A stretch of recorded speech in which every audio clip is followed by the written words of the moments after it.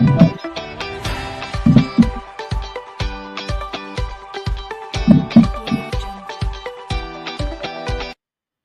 everyone. Welcome to the Cynthia Linux Show. I am your host, Cynthia Linux, here again to remind you that this is the best season of your life. You have reached a point now where you don't have to convince yourself of that because you know that it's up to you to take yourself to that place where you know that it is your responsibility to see to it, to make sure that this is the best season of your life. It doesn't matter what you're going to do, make the best of it. And always know that your future is what you create now. So don't look and wonder what the future is going to be. Know that whatever you want it to be, that is what you are creating right now. Now, this journey of self-discovery, it gets juicier and juicier. At least it is for me. Remember, self-discovery is not a journey that has a destination. Self-discovery is an ongoing process of evolving in your mind, evolving psychologically, mentally, emotionally, just evolving, even in your physical being, as we evolve and as we learn things, we're learning how to better take care of ourselves so that we can reach into a season of centenarians or whatever, of course, if you're 40 or 50, you're not thinking about that. But the point is to walk through life healthy and strong and well able to do the things that you want to do, that be travel or sports or hike or jog, whatever it is that you want to be. You want to make sure that that you take care of yourself, your body, so that you are able to do the things that you want to do. And speaking about things that you want to do, sometimes we don't really pay attention to that which we desire, to that which we want to do, to that which we hope for. We don't pay attention to that because we're so busy being distracted. And that can happen easy, but then you have to come right back into focus and decide what is it that you really want for your life. What is it that you want? Because, you want things. You want a good life. Come on. We all want that. We want to be healthy. We want to be wealthy. We want to be sane, mentally sound. We want to have good social relationships. We want to have good connections with our partner, our husband, our children, family, relative, acquaintances. We want to be in a good place with everyone because that's what makes us able to live cohesively with the people around us. So, and not just wanting that good relationship, but we want to have a good life. You have to be honest with yourself. I talked in one of my shows, my earlier shows, that you have to be intellectually honest with yourself. What is it that you want? And then set in your mind that, first of all, you have to decide that you deserve it. And then you have to determine how you're going to get it. But in all of that, you have to first know who you are. And I don't know that I have touched on that before, but I did sort of an experiment asking people, who are you? Do you know that what I discovered with that is that most people don't know who they are? They have a heart. They'll tell you what they are, what they do. I'm the mother of this. I am, they give you their names, where they live, that a whole bunch of things, but they really don't have a clear understanding of the essence of who they are. Who are you? Why are you here? What do you wish to accomplish? What's the purpose of you being here? But to start with, who are you? If you can't define that, it becomes rather challenging for you to discover who you are. It's a journey of self-discovery. Because as I share all the time, If you don't know who you are going to become who people tell you you are. And what happens is that we go through life being a people pleaser to those that may compliment us and tell us good things about ourselves, or to those that may even be critical or judgmental toward us. And then we try to outperform the criticism or the judgment. And we try to do things that will align with the person's perspective of who you should be. But when you are, this week I had some questions in my mind about stuff, my own personal life. And my husband said to me, you know what, you just need to be your true authentic self. He said you need just to be who you are, and it doesn't matter what anyone says. You just, because he says once you come out of alignment from that truth, then you will lose it. He said, you just need to be who you are. Even if you keep repeating yourself, it does not matter. If that is the message that you want to communicate, then that's who you are. That's your passion. And he said, if that's what compels you to share with people, then you need to stick with that.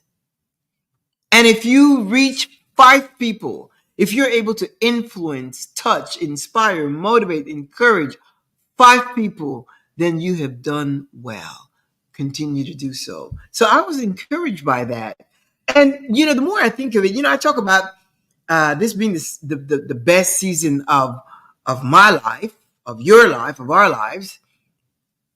When I started my show, I started with the name of this show was going to be The Happy Mindset. And with that, it's just because I just really want to see people living their best lives. I want to see people living life with gusto, taking life by the tail, and whatever situation you're faced with, being able to handle that, to figure things out and to handle it, to be resilient, to bump back up to yourself and be able to navigate, in the whole platform of joy, of fun, contentment, positivity, and being optimistic about life, and not setting yourself up with words like life is hard, life is difficult, I'm just lifing. No, you want to make sure that your life is rich. And as you set in your mind those thoughts, then yeah, those are the things that you are going to attract. So anyway, I started with that, the happy mindset. And then I thought, you know what? No, I don't want to do that, because I may change venue. I may change my mind in the midst of it. And if the show is called The Happy Mindset, then, if I want to change to something else, then that's what it is. So I changed it to the Cynthia Linux Show. And as a result, I have found my niche. And that is, this is the best season of your life. And I will continue to say that, because not only is it good for me, but that is also good for you to be aware of that and to settle that in your mind, so that you can go through life thinking it's the best season of your life. Now, I know that this show is not for everyone. I know that, because there are some people that are going to say, well, I'm going through this and I'm going through that, and life is just not the best season, and this is just not the best season. Well, the best season of your life doesn't mean that everything is going to be perfect all the time. But what it does mean is that whatever situation that comes up, you can deal with it in a logical way. You can face reality of the situation and deal with it in a logical way. I remember years ago when I was roller skating and I fell, and that was like a freak accident. It was my fault. Nobody pushed me. It wasn't anything outside, no supernatural thing. No, it was my fault. When you're skating on a roller skate, you never bend back. you always, stay straight or lean forward, because the moment you bend back, you lean back, you will sustain a fall. And I did. I fell like it was like, and I had fallen before, so there was this, I think her name is Susan. And Susan said this was this girl that was in the skating rink. She's like a pro, and backward skating and all that. And she said, let me help you up. I'm like, oh no, I'm fine. And I try to pick myself up. And look, let me tell you something. I have fallen before roller skating. So I went to do this, with my hands on the floor. I cannot even describe the level of pain that I experienced with that fall.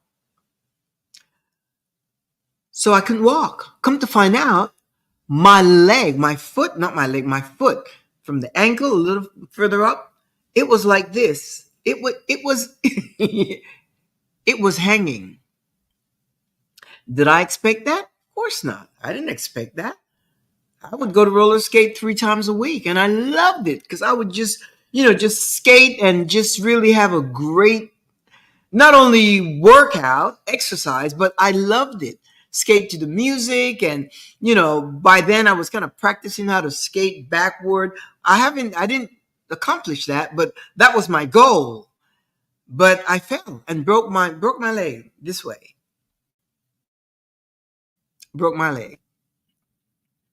That turned my world upside down. You know why? Because I had never broken any part of my body ever, not even as a kid.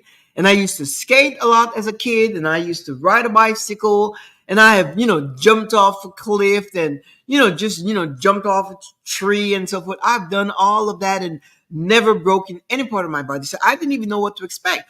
All I know is that I could not stand on my foot. I could not, because it was completely detached.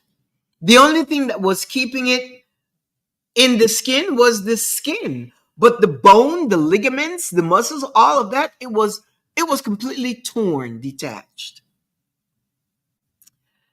I could not even walk. I could not even get myself to the car or anything like that. So anyway, one of my friends was there, and took me to the nearest care, urgent care. They did an X-ray, and the doctor said, you have to get this, surgically fixed like right away. Otherwise, the bone is gonna set, and it's gonna cause problems, issues, whatever. And I was like this, when they had to, from the skating rink, they had to put me in a wheelchair, get me to the car. From the car, they had to meet me with a wheelchair, and then I had crutches to come home, and all of that. And I'm sharing that to say this: it was something that happened unexpectedly, but we just have to figure things out. We just have to figure things out naturally, and make it a real situation. So after I left the urgent care, I my friend brought me home, and uh, once I had the diagnosis, I called my husband, and he dropped everything and said, "I'll meet you home." When he came home, and he came home at the same time with when my friend got me home, and it was bad. I was in so much pain. I could not walk, and even though I had crutches, it was just difficult. So I fell. I fell in the hallway, and it was just a mess. All I knew is that I needed to have. It's interesting when you're put in a situation like that, things kick in. Your logical reasoning kicks in, and you start. Something happens in your mind that makes you so creative to get things done. So I got home, and well, even prior to that, my husband had to go back with my friend to get my car.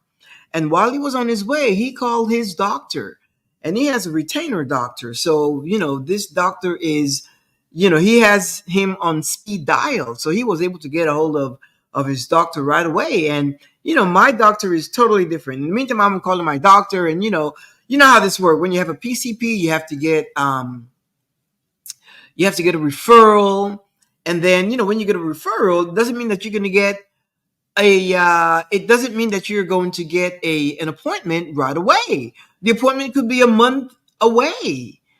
And then once they see you, then they have to refer you to a surgeon. It could be like 2 months. So anyway, my husband called his doctor and he says, I need you to, well, he told him what the situation was.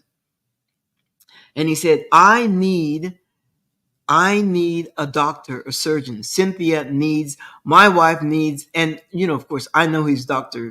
Bradley. I know him, he knows me as well. And he said, so Dr. Bradley gave him 3 referrals. And called one. He was in the Bahamas, having vacation with his family. And then I called him. Well, I didn't call another one. I sent an email. And I said, Dr. Heyer, I'm in so much pain. I didn't know this doctor. He's a surgeon. He's an orthopedic surgeon. And I said, I'm in so much pain, and I need your help right now. I need your. It was like a long, and then I sent him the report from the doctor. I first sent an email. And he said, do you have the doctor's report? So I scanned it and faxed it to him. Well, scanned it to him. And this was like, by then, it was like 11 o'clock at night. I just took a chance. I took a chance because you know what? The urgent care doctor said, you need to have surgery right away. And that just stuck in my mind. It's like, we need to do something. And my husband, he was just on overdrive. He was on high octane because all he knew in his mind is that Cynthia, my wife, needs surgery right away. And I need her well. I mean, we just think in those terms. So Dr. Heyer, the doctor, wrote back and said, he said, if you are available tomorrow at 2:30, I can perform surgery. Imagine that, 2:30 in the afternoon. And he is. And I said to my husband, like, if you're available, of course. I don't care what time he would have told me. I would have been available to have the surgery done.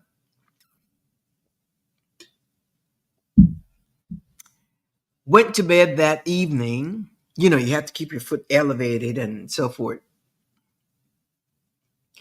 It was the most painful experience that I've had in physical situations. The next day, I was at his office like at 2 o'clock or so.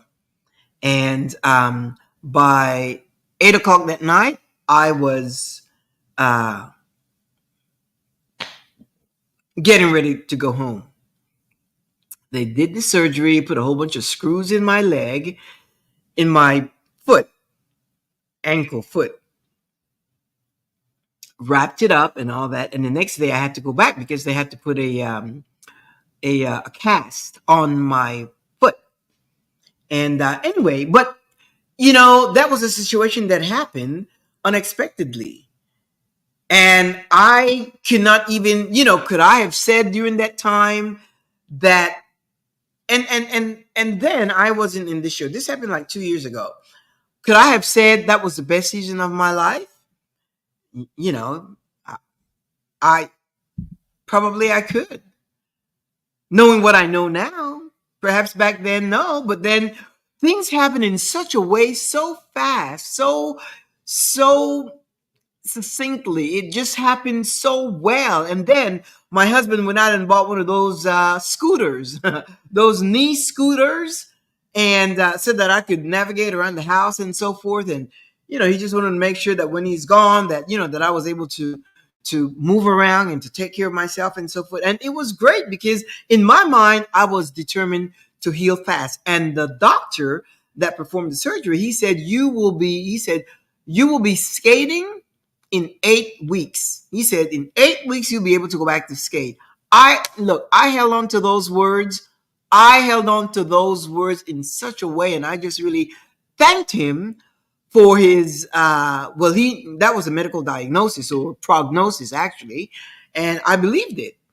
So, saying that life is what you make it, that whole situation, the fact that, my husband was able to get a scooter so that I could, navigate through the house, and I had things set up where I had access to it, and I could do things on my own because I was determined. So life is really what you make of it. And in my mind, the fact that he said you will be able to skate. You'll be able to skate again in 8 weeks. I just took that to heart. I just thought he's correct. And guess what? In 6 weeks, because I had to go back for checkup and all that. And then after they put me in therapy to make sure that I could balance and stand and all that. And I am telling you, unless I show you the scar, you wouldn't know, because there is no kind of side effect. There's no kind of side effect resulting from the surgery.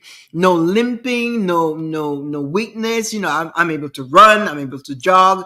I'm able to walk distances. I'm able to climb. As a matter of fact, we went to the Grand Canyon, and that's rocky stuff, and you can climb up and all that. And I was able to climb the rocks, and that was fun. So whatever it is that you are facing, it can still be the best season of your life. Now, that was a physical thing that I had to deal with. And what you are dealing with, or what at least what I'm hearing that you're dealing with, is mental, emotional, psychological issues. And that is a situation that is strictly up to you. You can change that, my friend, but it's up to you. Now, these issues that are shared, that you're dealing with, has to do with your belief. Comes a point where you're going to just have to make a decision on that. And I know that belief system is sometimes rooted in people, that they are not going to move from there. This show is not for those people, because it's just not. This show is not intended to offend anyone. Whatever your belief system is, you stay with that. But for those of you that are of inquiring minds, that are on the fence, that are questioning things, then you're going to have to make a decision. Otherwise, you can drag it out. You can drag it out. Now, if your experience is caused by religious trauma, you can then seek medical help. Now you've got therapists and psychologists and, psychiatrists that are dealing with religious trauma, because that's a real thing today. So if you think that you need that, then you need to seek help. Other than that, if yours is not that, then you simply need to make a decision and be honest with yourself. To be honest with you. Otherwise, you walk around being a people pleaser. You try to be pleasing to everyone. And that's one of the things also, that you've got to be careful of that whole dynamics of being a people pleaser, because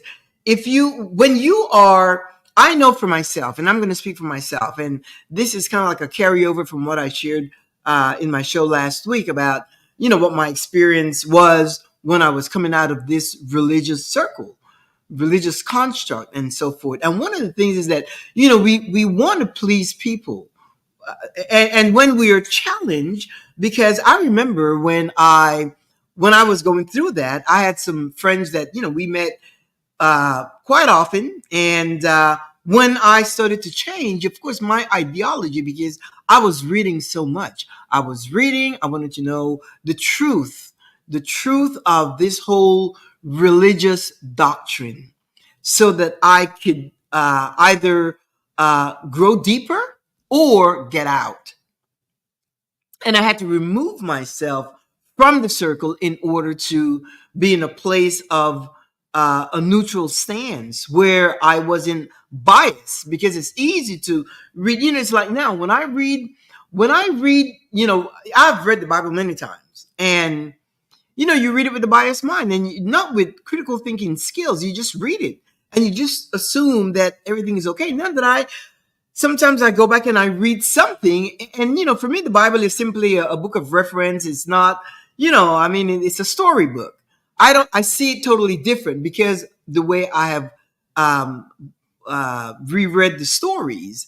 I remember, as a matter of fact, I don't remember it could be in Ezekiel. I think is it Ezekiel or Jeremiah? Just one thing that I found uh, amusing at this point, because I just had never seen it that way.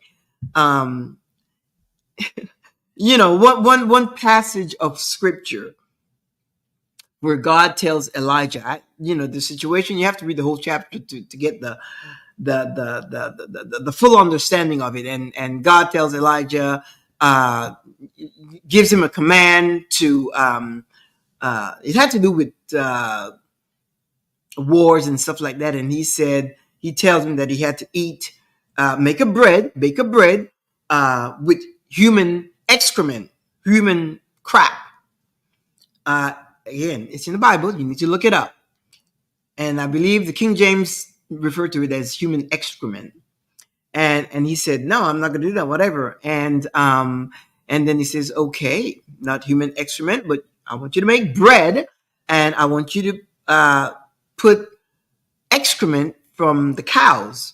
Make it of cow excrement, caca, shit, crap, and eat it.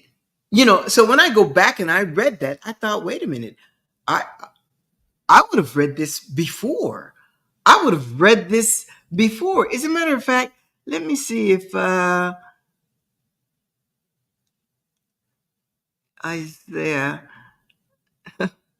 Well, you know what? I don't even, because I don't get into that. It was just I was on a public podcast where I heard it, and then I went back and I read it. I thought, this is crazy. I've never read that, but it's in there.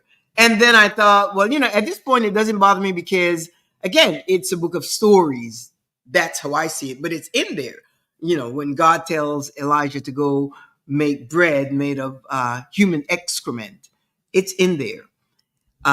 Anyway, so you start looking at things totally, totally, totally different, with a totally, different eyes, critical eyes, and so forth. So the thing is, you have to know for yourself what it is. Remember, you go back to want to find out who you are. Who am I? You have to know all of that, because if your belief is embedded in you in a place where you have no room to question anything, there's no way that you can discover who you are. Why?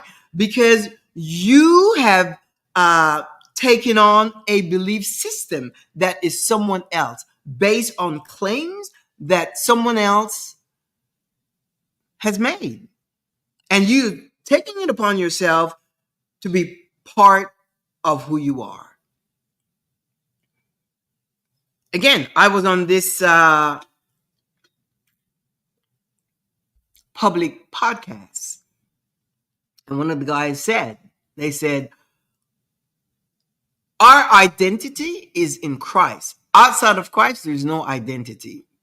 I don't subscribe to that ideology at all. If you subscribe to that ideology, then this show is not for you. This show is for people that are open-minded and want to know truth, want to discover your truth, so that you can start to walk in your truth and live a life that is free from judgment and condemnation and fear. And then it's interesting because there was another person that came up, and that person's name was Mrs. Jesus Christ. You think I'm kidding? I'm not kidding. I thought it was a pseudonym. I'm sure everyone else also thought it was a pseudonym. Mrs. Jesus Christ. So after this person gave her spiel, it was a little off. It was almost like, illogical reasoning.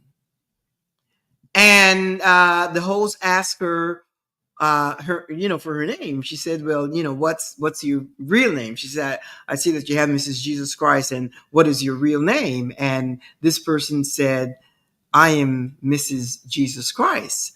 And so the host said, "Well, can you elaborate? How did you come up with that?" Because she said that she is the bride of Christ. And the host just left it as that, at that. She said, "Because I'm the bride of Christ, and we know that the Christ is a male, and she is the representative. She is the bride of Christ and is waiting in order to be released so that everyone will know that she is the wife." She said. She didn't say bride. She said the wife of Jesus Christ. So anyway, this whole religious thing, my friend, you can get into psychosis. It happens. There was another guy on the podcast as well that one of the questions was talking about obedience. And the question was, if God asked you, as a matter of fact, I think I mentioned it in my show last week, if God asked you to unalive, kill one of your family, your kids, your spouse, and whatever, would you do that out of obedience? And the people that were part of it, because it was like a panel of Christians and people that have come out of the faith, 5 and 5.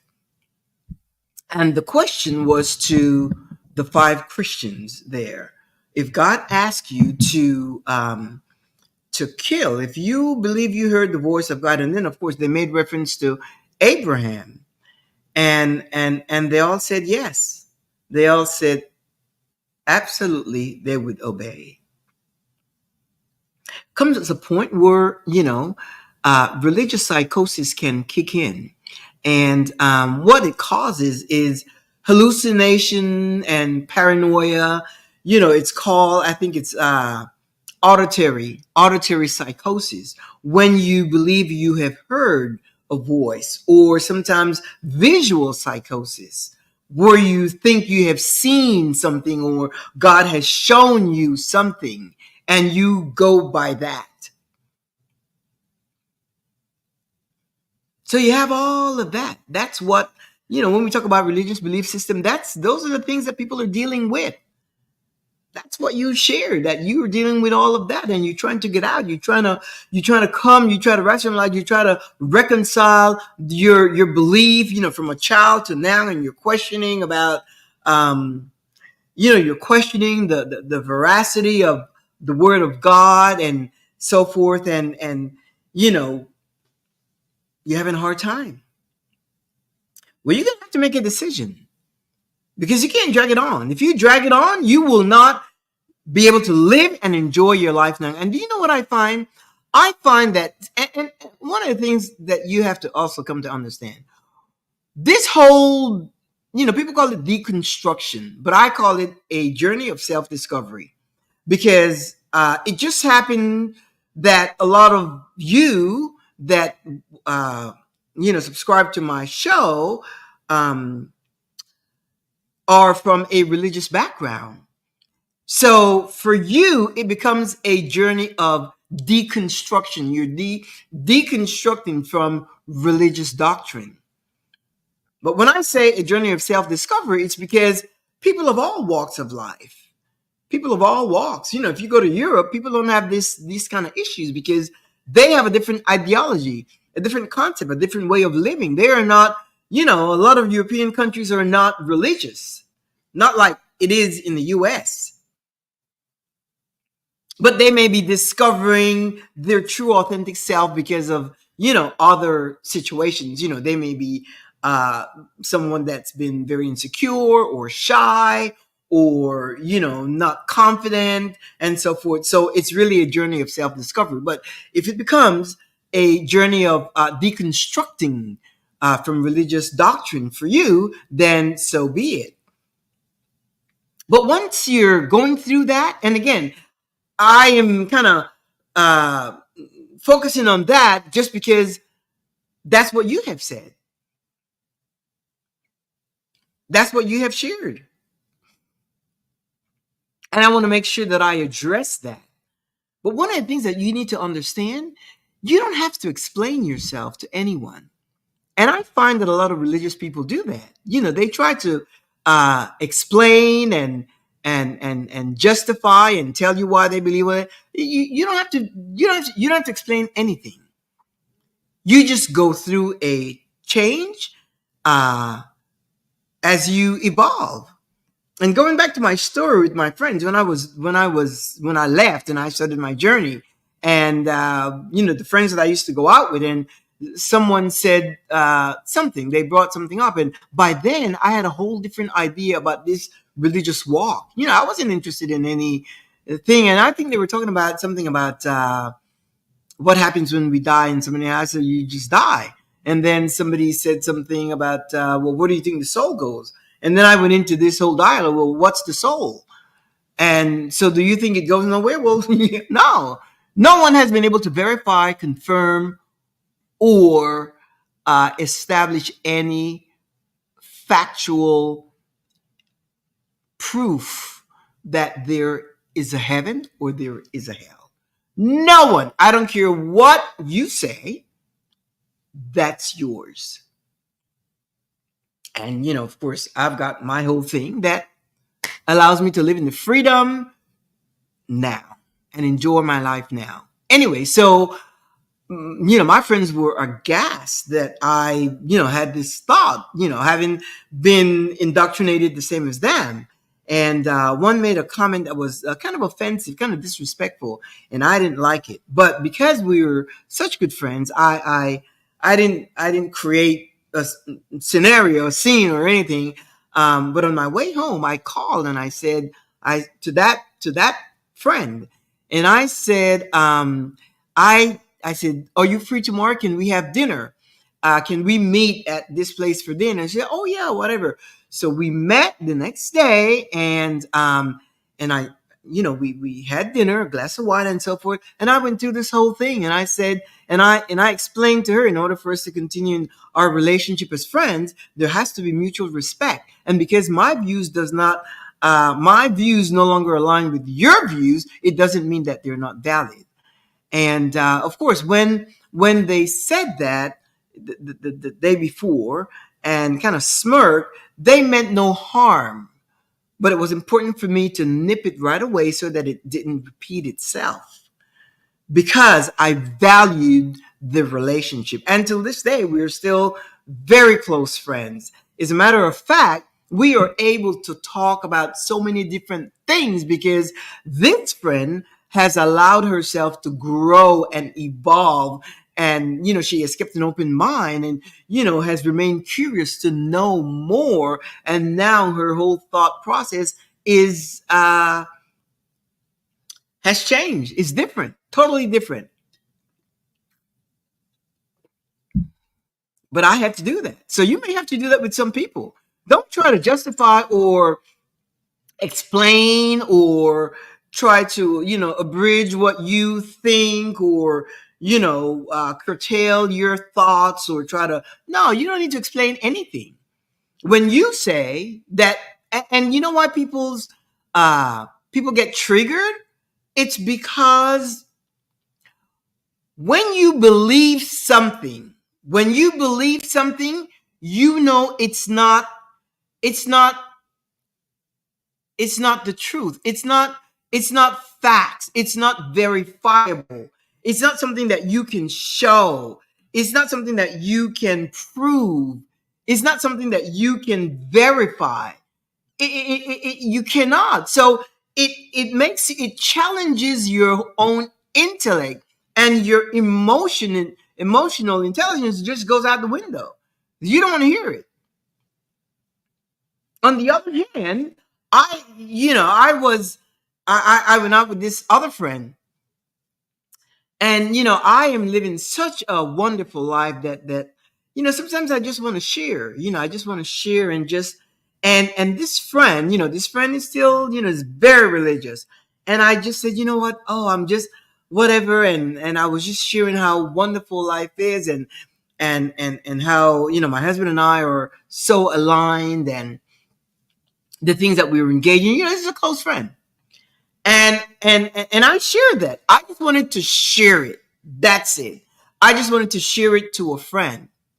Well, by the time I was finished, this person, started saying to me, well, the same way you feel that way, I am going to let you know that no one is going to move me from my belief in Christ. And and I was like, where did that come from? He's like, that wasn't the heart that I shared. I didn't It wasn't a tit for tat. I just wanted to share my heart with you as a friend. I won't do that again. I won't do that again. Not with somebody that, no. I mean, because that wasn't the thing. I wasn't saying, my life is better than yours. No, they have a good life based on their thing, the reason I know it's because I came out of that circle, so I understand what that's like, because I used to be that way. You could tell me anything about my religion? No, no way. I was an advocate, and I was, yeah, I was like really entrenched in the doctrine, and I was an active member in any church that I was a member. I wasn't a member of too many churches, because once you get there and you like it, you stay there. But I was in, deep into religion.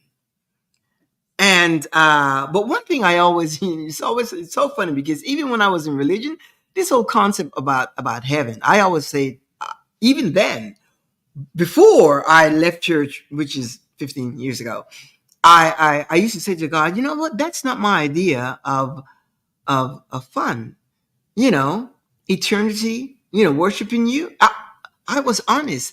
Now that's not something that I could share with anyone, because I would have been I would have been kicked out of church. But I used to say to God, heaven, like what's that? That's not what I want to do. I don't want to go to heaven and be praising and worshiping you all day, all night. I don't care about streets of gold, gates of pearl, walls of agate. I don't care about any of that. That's not what I want. Isn't that interesting? And I used to have these conversations with my or the imaginary God, because that's what God was to me. It was a God fixed in my imagination. And that's what I would say. I don't want to go to heaven.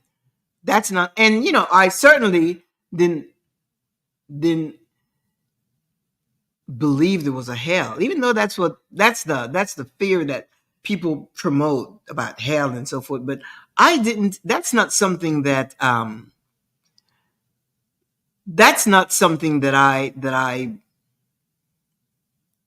paid too much attention to. I was in love with this God and so forth, and it just, until I came to my understanding, the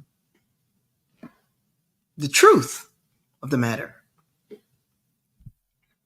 until I came to a full understanding of what the truth is about this religious thing. So comes a point, my friend, where you're going to have to make some decisions for yourself. You're going to have to stop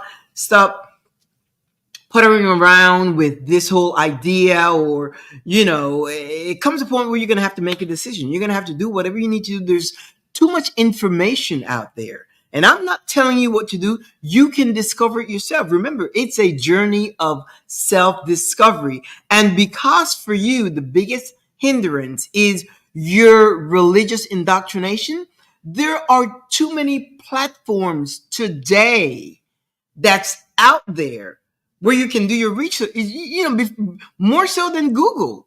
There's Google, there are other books, there are podcasts, there are documentaries, there are a lot of stuff. And once you start searching, you will come to find out, you will come to know the truth. And when you know that truth, let me tell you what's gonna set you free and what's gonna ascertain that it is your truth. You will have no fear. You will have no fear, my friend. You will realize,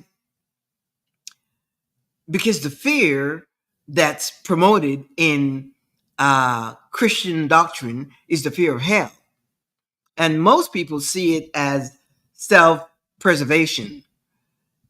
As a matter of fact, I asked someone the other day, I said, what is your motivator? Is it the desire to go to heaven and be with God, or your fear of hell? And they said, hell to the no. He says, I don't want to go to hell.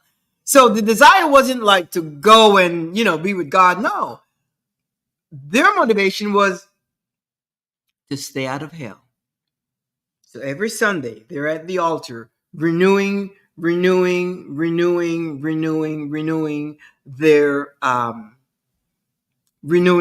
their salvation. That whole thing. I mean, just think of it. That's why, travel is my biggest thing, and I love to travel. And one of our favorite places to go is Europe, and it's so different because you don't get all of this whole thing that I spend time sharing, because people are just of a different mindset. And the thing is, regardless of what you think about, whatever doctrine that you subscribe to, the Christian religion is the most they're most active in because the Great Commission is to go and win souls. And of course, every religion think their doctrine is the true doctrine, the right doctrine, and none of it prove none of it prove to be true. None of it. Because with Christianity, it only has to do, or all it has to do, is with belief. It's your belief system. It's simply what you believe. And you can believe anything. You can believe anything. Doesn't make it true. Maybe true to you, but in as I shared last week, all of the things that are in there, it's not sustainable. People can't live that kind of a life. And then somebody says, well, your ways, God's ways, is higher than your ways, and who can know the mind of Christ? Well, if that's the case, then just imagine how unfair it is if I cannot understand the mind of Christ. And if God's ways are higher than my ways, then how is it that you will hold your people to a standard they can't keep or they cannot even understand? Have you thought of that? You are held to a standard that you cannot even comprehend. You don't understand that. You don't understand that.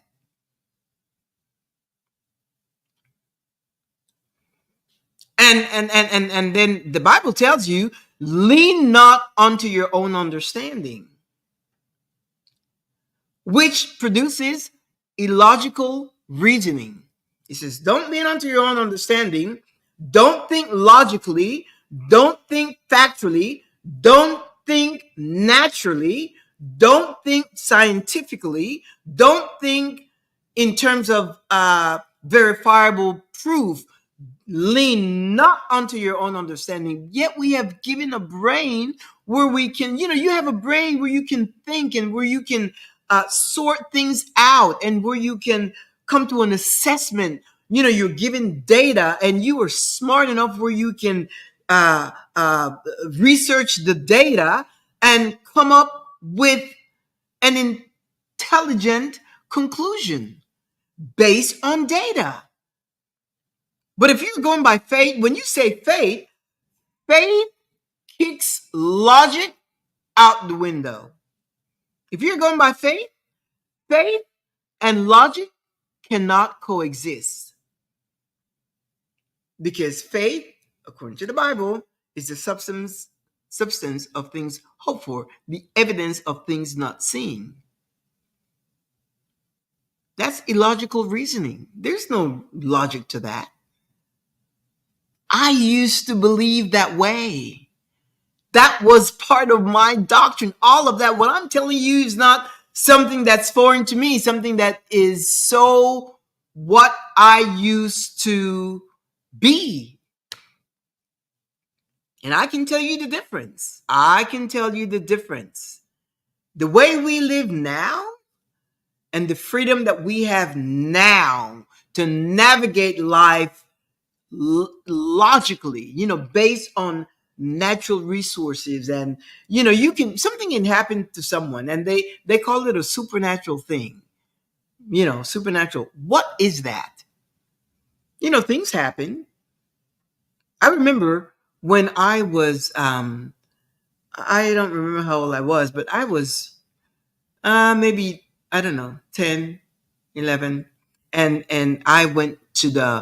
um it wasn't a beach, it was to the ocean with my friend, this other girl, couple of friends. And it's not a place that we should have been to in the afternoon with our uniform and so forth. We just went walking around the ocean. This is back in my country. And there were these big rocks. And, we took off our shoes, socks and everything. And we were walking from rock to rock. And, we had put our school bags and books and over here in the grass. And it was just a nice afternoon. The sun and the wind and then the waves against the rocks. These are big boulder rocks and so forth.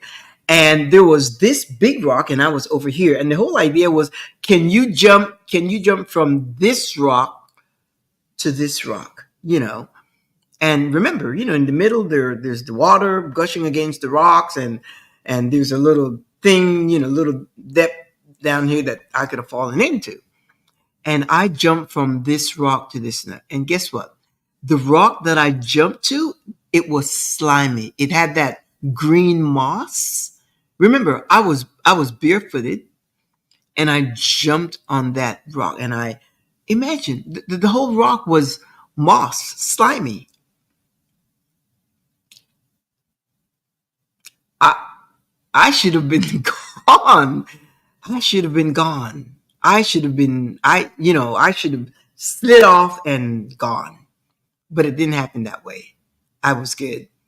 For some reason, I was able to get to the edge of it and, try to brace myself up. And so, do I call it a miracle? No. I just, back then, I was just so scared because, I fed on it. My whole, this white shirt and a navy blue skirt and, my uniform, and I was like a mess. So if I even wanted to pretend that I didn't, we didn't go to the ocean over there, that would have been the giveaway, because my whole thing was not only wet but just dirty.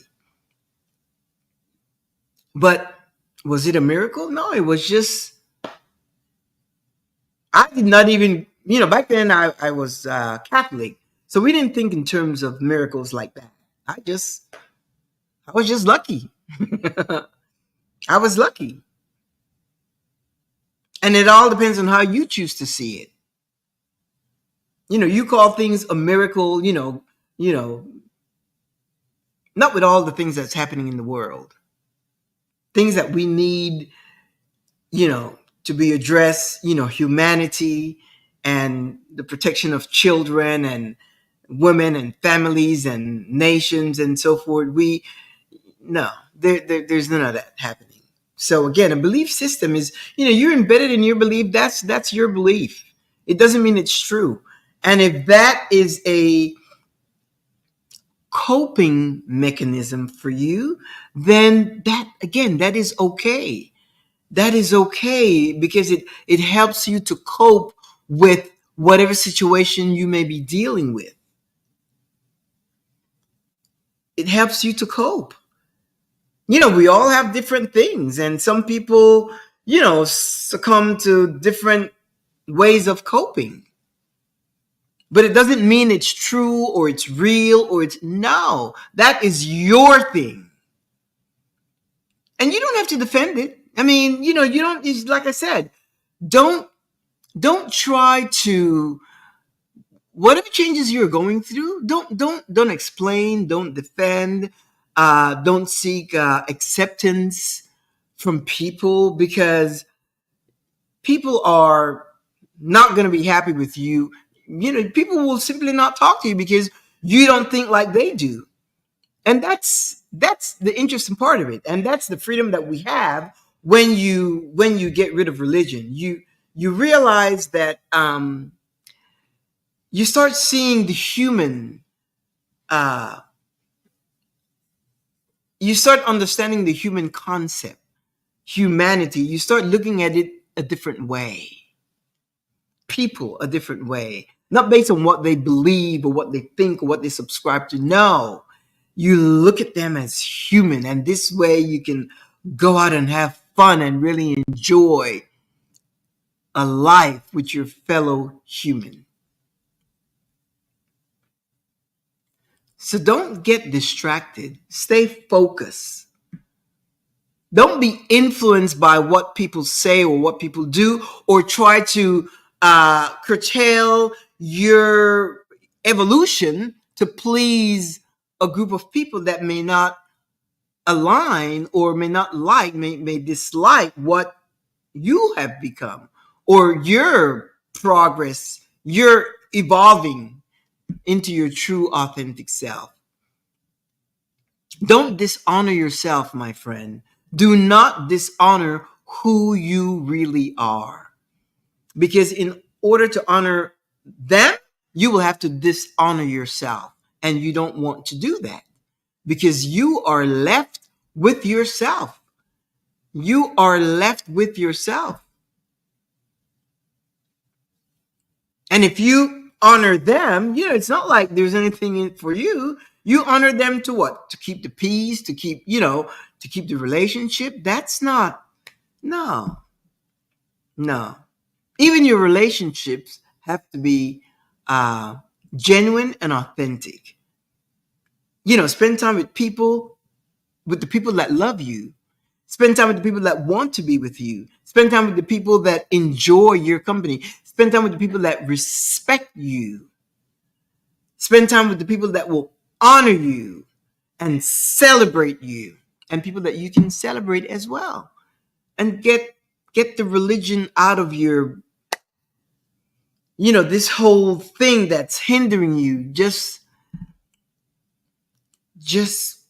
come to a place where you have a clear understanding. And look, you may say, you know what? No, I'm staying here. I don't want to, discover who I am. This whole journey of self-discovery is not for me. I'd rather stay here because I want to be secure in case there's heaven and there's hell. I want to make sure that I go to heaven. If that's your belief, then at least you make a decision. At least you make a decision to stay there and to enjoy to the best of your ability. Well, I won't say enjoy, because the fact that you're questioning it is because you're not sure. And that's what belief does. Belief is because you're not sure. And when you're not sure, this show will trigger you. If you feel triggered, it's because you're not sure. Because I'm not triggered when somebody opens their mouth. I could be, my Buddhist friends, they have a different lingo. And I'm okay with it. My Muslim friends, they have a whole different thing with Allah, and I'm okay with it. They're not trying to convert me, and I'm okay with it. Doesn't bother me. So you should not be triggered by what I have shared. You should not be triggered. And with that, my friend, I leave you so that you can uh, pay attention, stay focused, know what you're doing, know where you're going, and ask the question, who am I? I'm going to do a whole segment with that. I started writing it out already. So you can have some guideline to come to that place. Because when you know who you are, then you don't become what people tell you who you are. Every Thursday, we have a meeting here, 2 p.m. Central Standard Time. And if you can't make that visit, then YouTube, LinkedIn, and Facebook, you can pick up the show 24/7. If you have any questions, drop me an email to info@thecynthialinoxshow.com, and I will address that. I am also a certified transformational life coach. Some people do want to have that person to walk as a guide beside them, encouraging, motivating, inspiring in their walk. You can drop me a note. We can do a Zoom or a phone call and take it from there. In the meantime, I'm going to say ta-ta. This is a long weekend. Of course, today, the holiday, and then Friday, Saturday, Sunday. So that's, when I say a long weekend, some of you may have to go back to work Friday, but the point is, it's a long weekend. So whatever you do, enjoy it. Be careful, all this fireworks and so forth. So be careful, but enjoy.